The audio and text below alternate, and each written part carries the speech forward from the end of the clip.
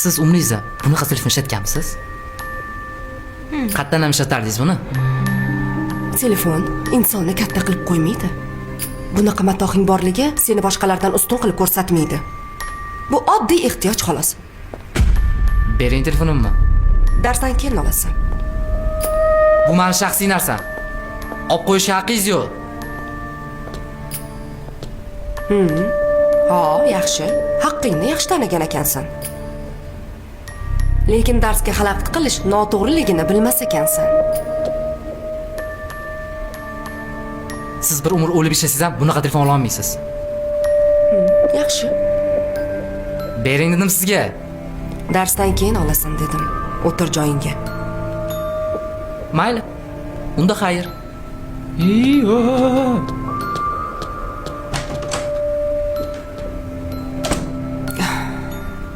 Bolalar, e'tibor bermaymiz. Darsni davom ettiramiz.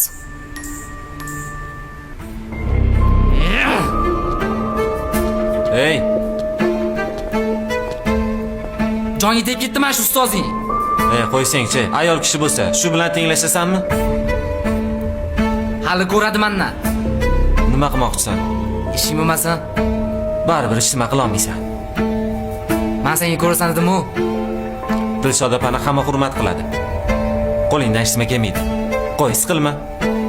Buni hali ko'ramiz. Hali mashq qilgan ishiga pushaymon bo'ladi.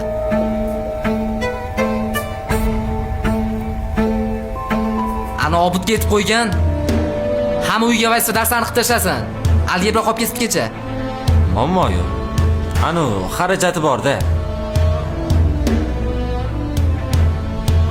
Ma, yetadimi? Yetadi. Yur, tarix darsi tugadi.